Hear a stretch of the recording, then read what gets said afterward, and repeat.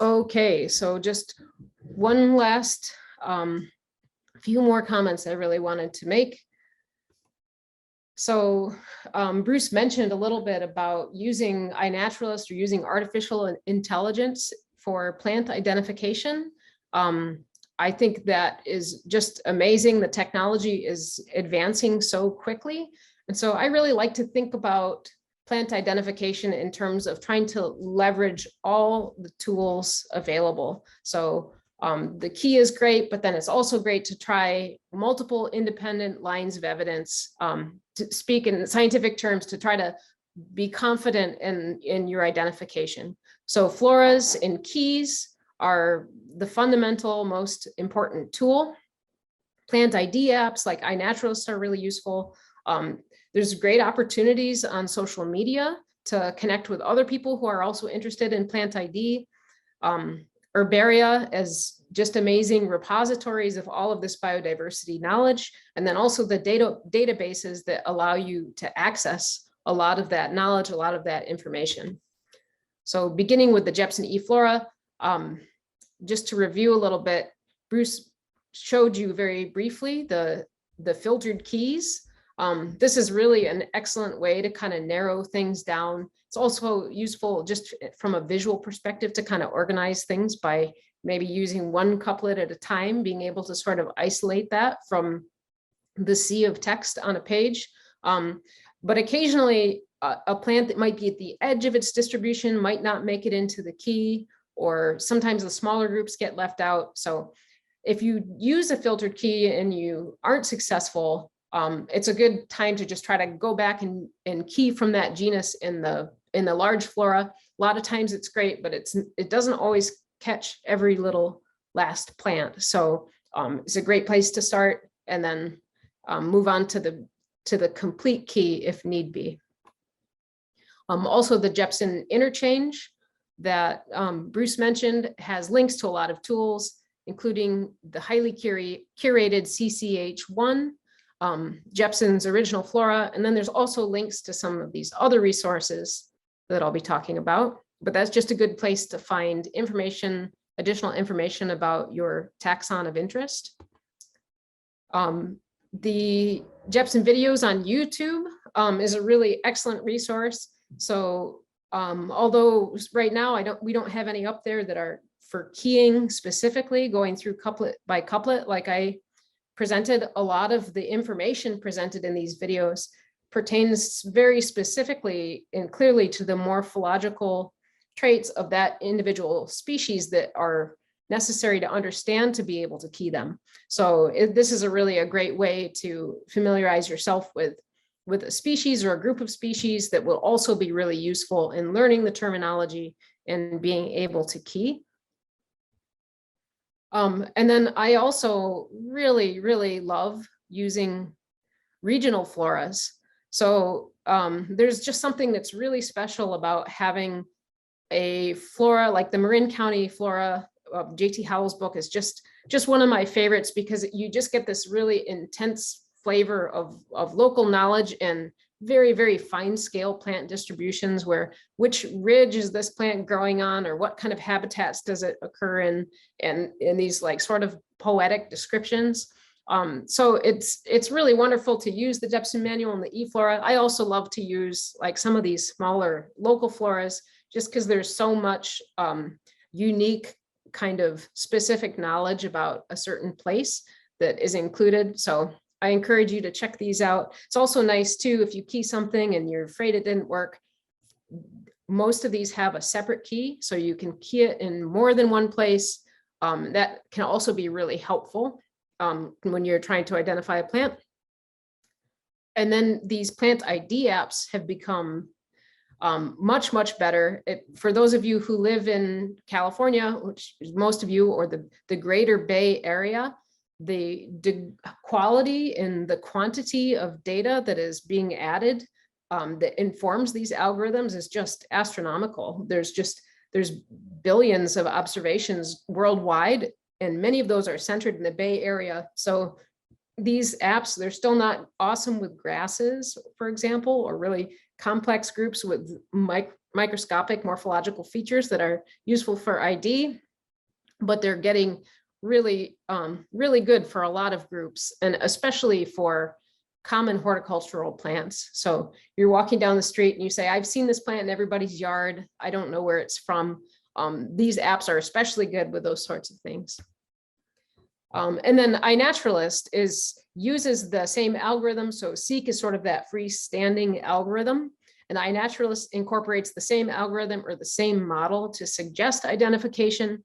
But then you also have the added benefit of it's basically a social network also, where you have an account and you can keep track of all of your observations, all of your data, and you can go back and sort of see where you were. You can sort by space or time, and then other people will look at your photos or look at your observations and make an ID.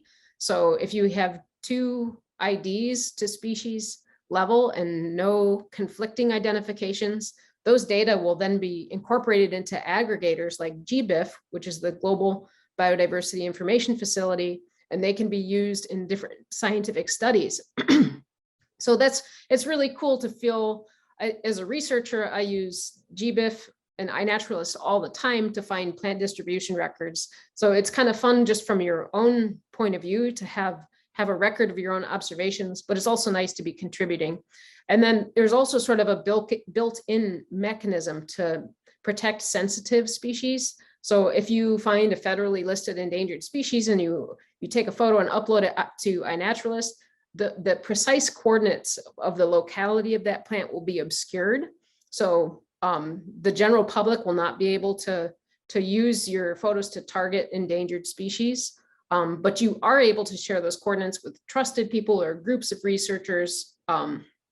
So you can share those data or ask other people for those data, but it's just a wonderful way to, I describe it as my favorite way to interact with strangers on the internet, but I'm having a lot of fun today too. So social media is another really fun way to connect with people. So the California Native Plant Society Facebook page has something like 55,000 members now.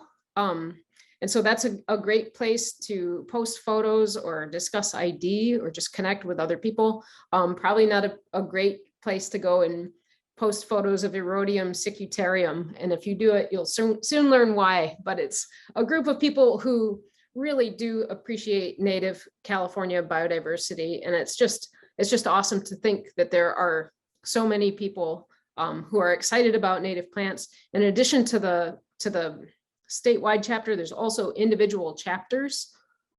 Many of them also have their own Facebook pages. And then the CCH, which is the California Consortium of Herbaria. This is also a really fantastic resource. And it's wonderful being in California and having this incredible eFlora and ability to key plants. I'm often working with plants in other parts of the world where they may not have the same degree of up-to-date floristic resources. So I do a lot of searching of specimens, but this can be really handy when you say, oh, well, I saw this lupin on Mount Diablo, and I want to know how many different lupinus observations or collections are there from Mount Diablo. You can search by locality, you could search by collector. There's a lot of different fields you can use to query the data. So for example, you could type in Mount Diablo as a locality in genus Lupinus, and you could pull a spreadsheet of all the lupins for Mount Diablo, and it would tell you who collected them or when.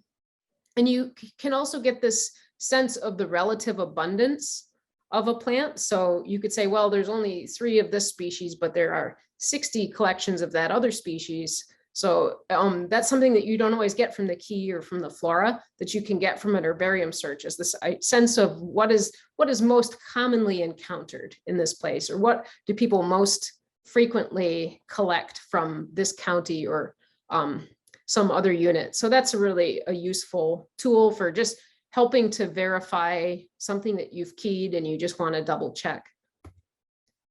So again, I mentioned this GBIF, this Global Biodiversity Database.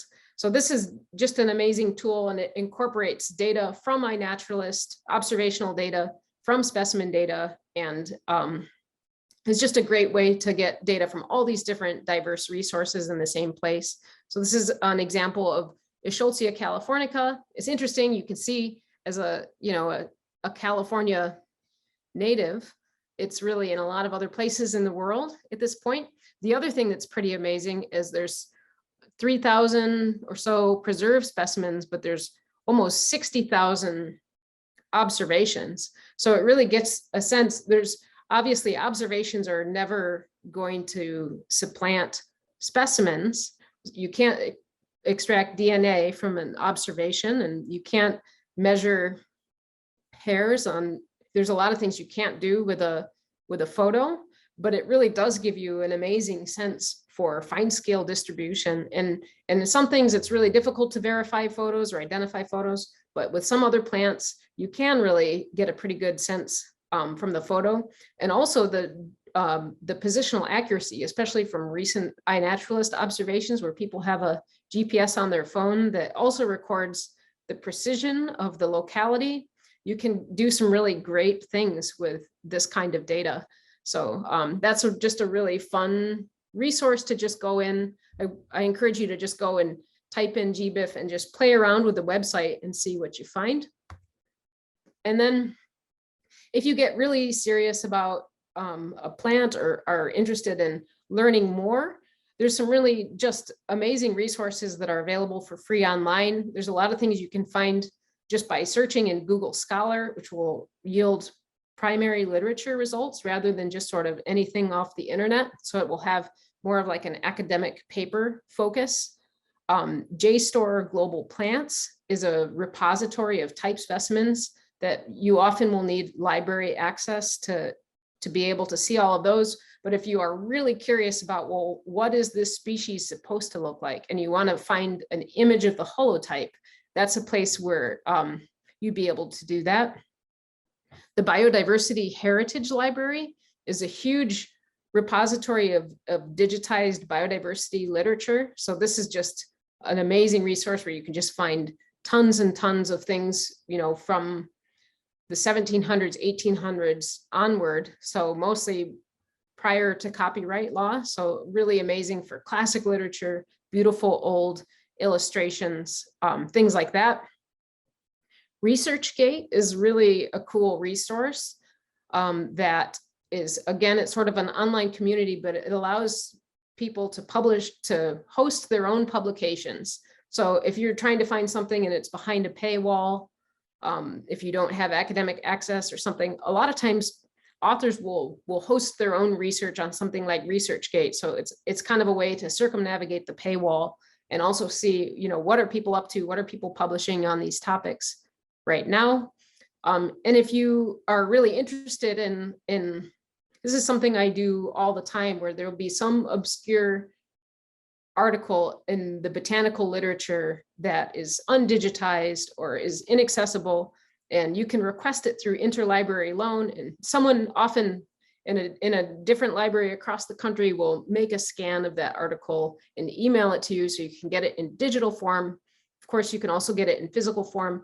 And this is not just academic libraries. This is libraries in general tend to be really cooperative. So even public librarians are usually eager to help you find whatever it is you might be looking for. So if you want to expand, those are all really fun avenues. And so last, I'm just going to wrap up with sort of a plant identification workflow. This is a series of questions to ask yourself. So first of all, where is it growing? And this is a good point to take that information and move into the filtered keys, which could help. Then you'll arrive and go through this hierarchy, taxonomic hierarchy of first, what family does it key to? Then within that, what genus does it key to? And then what species does it key to? And then you want to ask yourself if you found it within the anticipated range. So when you look at the distribution, is it where you would expect it to be? And the answer should be yes. And then you want to ask yourself if you found it within the anticipated habitat. So sometimes you'll key something and it'll say, well, it's a plant of wetlands or marshy areas or riparian corridors, and you found it up on a, a sandy opening among, some dry land chaparral. So sometimes just simple notes about the habitat can be really helpful clues. Then does it match the description and the illustrations? So that's a good thing to always verify. And then these next two questions are really the most important, is that what other species could it possibly be? So this is the point where iNaturalist might get you really close. Like iNaturalist might get you to genus, and you can say, well, that might be right. But then what you really want to know is how are you going to be confident that you can believe your app, or you know that you have the right plant, and how do you rule out those other possibilities? So in some cases that might mean you get it to iNaturalist. iNaturalist has a guess for you. It looks pretty good, like it could be right. That's a good moment to go back up to these first three and just go in and make sure, see if you can key it out. Maybe you feel confident about the genus, and then you just need to key within that genus to the species. Or maybe you feel pretty confident about the family, but it can be really helpful to have sort of an iterative approach to this. And there's so many different methods that can help you ID a plant that are really reciprocally informative. So I encourage you to not just key it. I encourage you to try to use all these different things, and ideally you'll be able to arrive at the same conclusion or at the same answer. And if you don't, then it's something that is maybe worth a little bit more inquiry.